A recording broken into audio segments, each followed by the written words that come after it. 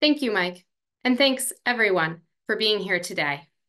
I want to start by sharing this photograph of John William Creed that I came across this summer in the Beinecke Library.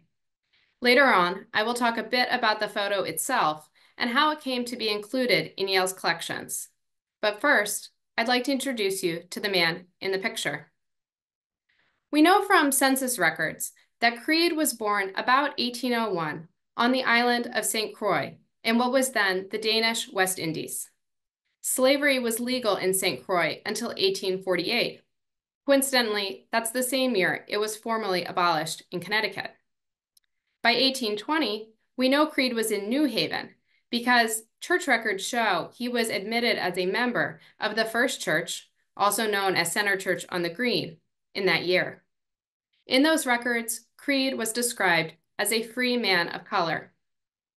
1820 is also the same year a group of Black women and men, with the support of a white abolitionist pastor, got together to establish the African Ecclesiastical Society. The society eventually became the Temple Street Congregational Church, New Haven's first independent Black church. And in 1830, Creed married Vashti Duplex. Now, her brother, Prince Duplex Jr., was one of the founders of Temple Street, and it seems likely to me that John and Vashti met through the church. Vashti was also a free person, a free woman of color. Her father, Prince Duplex Sr., had been born enslaved, but gained his freedom and fought in the Revolutionary War. We know quite a bit about what John Creed did for work. As early as 1827, he shows up in the records of the Calliopean Society, a Yale College literary society favored by Southern students. Now, these receipts in the Yale Library collections show Creed was paid for cleaning rooms, painting, and making fires at the society building. Some of the receipts simply state he was paid for services rendered. And he did many other jobs. Creed catered the commencement dinners at Yale for many years, and he made and sold ice cream. He was also part of a wider cohort of Black men in New Haven who worked in janitorial jobs at Yale. The Calliopean Society records also contain payments to men named Scipio Augustus, Luke Lathrop, and Prince Duplex Jr., Creed's brother-in-law. And each of these men, their names are familiar to us, to historians, because they were active in anti-slavery work. On the left, you can see another payment to Scipio Augustus from 1819 from the Linonian Society, a different literary society. And this tells us that these men worked at various jobs across campus. You have to remember these were not positions with high pay or benefits, and men and women like Creed had to scrape together a living from different sources. The Connecticut Journal reported that Black people gathered in New Haven on July 5th, 1828, to celebrate the one-year anniversary of the abolition of slavery in the state of New York. New York was the first state in the country to completely abolish slavery, and it would be over 20 years until Connecticut would take the same action. Black churches were centers of anti-slavery organizing and other efforts at Black advancement and uplift. You can see that in events like this July 5th ceremony, which was organized by what the newspaper called the African Church, most likely Temple Street Congregational. John Creed delivered an appropriate oration to a very large and respectable audience. By 1831, we have more evidence of Creed's leadership in the city's anti-slavery movement. 1831 is the year that the Liberator, the abolitionist newspaper, was started by William Lloyd Garrison, and Creed was from the beginning an agent who sold that newspaper in New Haven. Also in 1831, Black and white abolitionists gathered in Philadelphia for the first annual convention of the Free People of Color. That event is the first of what would come to be known as the Colored Conventions movement. And this is also where the proposal was first made to start a college for Black men in New Haven. A committee was formed of 3 local leaders to support and advance that proposal on the ground. Their names were John Creed, Bias Stanley, and Alexander Luca. And if you aren't familiar with this effort to start what would have been the country's first HCBU in New Haven, I'd urge you to watch the amazing documentary my colleague Tobias Cropper made, What Could Have Been. It's on YouTube, and I will ask Mike to please put a link in the chat. Another pillar of John Creed's life, along with work, church, and abolitionism, was education. We don't know much, if anything, about Creed's formal education. We know he was literate, but we can be sure that some education was central to the family's life. Vashti Duplex Creed was the city's first Black educator. She taught school at the Temple Street Church. It was a school for Black children. Vashti and John's oldest child, Portland Van Rensselaer Creed, was a very high-achieving student. He graduated from a private school in town, the Lancasterian School, and then he went on to the Yale School of Medicine. Cortland Creed received his MD from Yale in 1857, making him one of the first 2 Black graduates of Yale. Dr. Creed went into private practice and then served as a surgeon in the Union Army during the Civil War. We don't have a photo of Cortland Creed, or at least not yet. So I am sharing an image of a memorial that was placed in Grove Street Cemetery in 2007, thanks to Dr. Curtis Patton's efforts. And here is a good opportunity for me to be clear that I did not discover John Creed. Much of what I have shared about his life was already known, thanks to the pioneering research done by Dr. Curtis Patton, Emeritus Professor at the Yale School of Public Health, and Ronald Mickens, the Fuller E. Callaway Professor of Physics at Clark Atlanta University.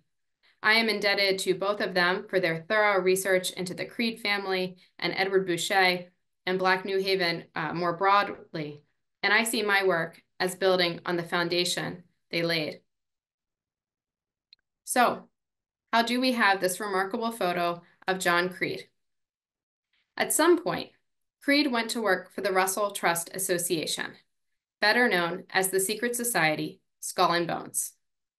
And in researching a completely different topic this summer, I happened to look through a photo album donated to Yale by the heirs of George St. John Sheffield, Yale College class of 1863, and himself a member of Skull and Bones. Here under the photo, you can see the pencil inscription, Old Creed, Janitor. And to the left is a picture of Creed's final resting place in the Grove Street Cemetery, with a mark of the society, SBT, engraved on his monument. Now, this in and of itself was an exciting discovery to me, to see a picture of someone I had read so much about and whose family story is so important to New Haven history. But I am happy to report that there is more. At Mike Moran's suggestion, I looked at every other secret society album we have in the Yale collections. And here I would like to take a moment to thank all of the Yale staff members at Yale Library, without whom none of this research would get done. That includes my wonderful colleague here, John Monahan from Access Services, and many others who work in conservation, security, custodial, technical services, and many other departments. And all of this labor is so essential to this research, and I'm so grateful to them. Now, not every album contained photos of employees, but quite a number did. 11 of the Skull and Bones albums, spanning the years 1863 to 1901, include photographs of Black men employed by the societies. Pictured here in the center is Henry Triton, who was well known in New Haven and around Yale as a barber. He was the custodian of a short-lived society, Spade and Grave. And we know quite a bit about the other men pictured here, who were all Skull and Bones custodians. I am especially excited about these photographs of a man named Robert Park, ranging from the earliest in 1866 to the last one we have of him from 1890. I gave a talk back in April 2023 on Mondays at Beinecke about Park, who was, like John Creed, a pillar of the New Haven community. Park was a founding member of the Temple Street Church, and before the Civil War, he was well known at Yale as Benjamin Silliman's dedicated assistant.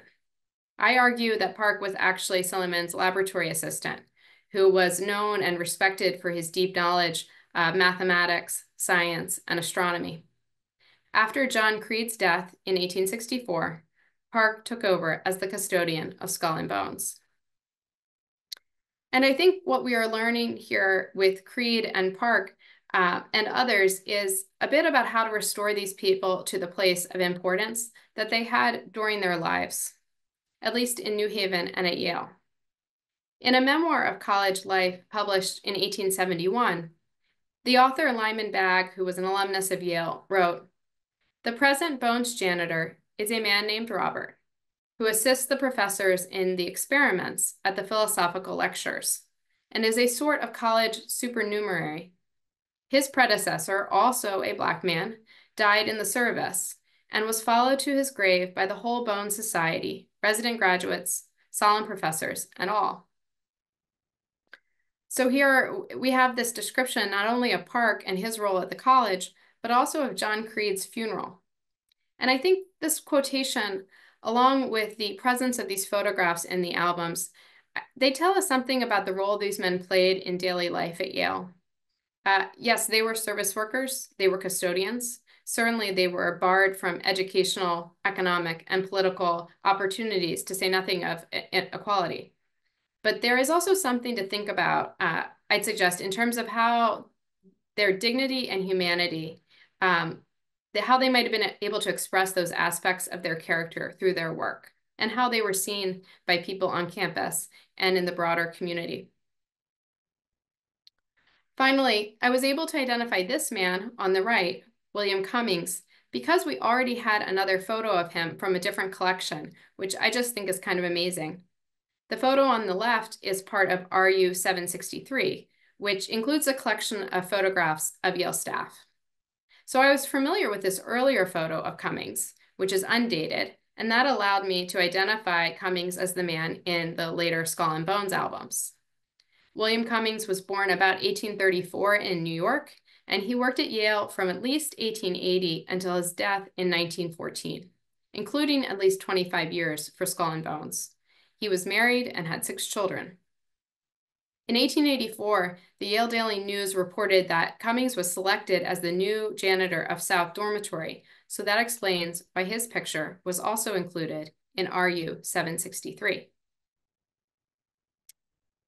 Now, returning to John Creed, I think it is incredibly powerful to have this photograph. It helps us see him and tell his story more fully. And that story, when it has been told, has largely been told in terms of his remarkable family. His wife, the city's first Black school teacher, his son, one of the very first Black men to graduate from Yale. This story of family and achievement is critical, I think, to our understanding of New Haven's history. And I hope we will continue to uplift it and celebrate it. But I would also like to try to tell Creed's story in terms of another lineage, that of labor, activism, and his political leadership. These photographs, and this is just a small selection now of the photographs we have, help us see and tell a larger story about New Haven's Black community. Adding the secret society photos to other print and visual sources, such as newspapers, church records, legal documents, and family papers, we can start to reconstruct the lives and struggles of Black working class people from as early as the 1820s into the 20th century. We know quite a bit about the men pictured here. They were all service workers at Yale. Many were active in the abolitionist movement. Some were formerly enslaved who fled the South and slavery during the Civil War, while others were born and raised in New Haven.